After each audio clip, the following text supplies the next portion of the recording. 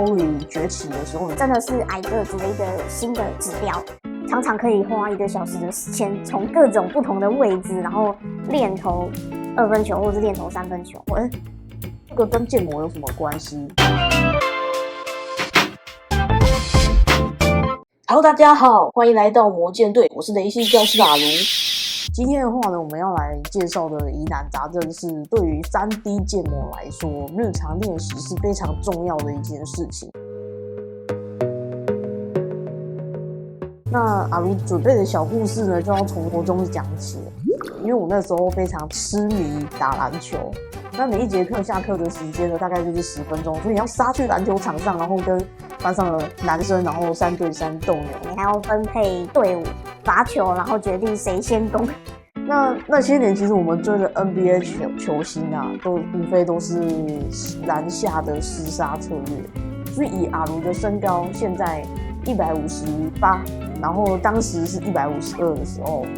我打篮下真的是非常的吃力，常常就会弄得全身都是伤。那一直到比较近年啊 ，Curry 崛起的时候，你就真的是矮个子的一个新的指标。于是阿如也开始练胯下运球啊，投2分啊，投3分啊。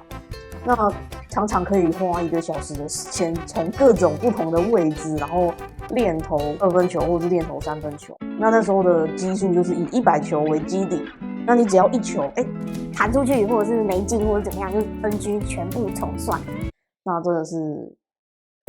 非常累的那段时间啦。然后我也可以花1个小时的时间跨运，然后呢一边跨运一边跑操场，那一直到可以用慢跑或者是快跑的速度来做跨运的这个动作。其实最主要是为了可以训练肌肉记忆。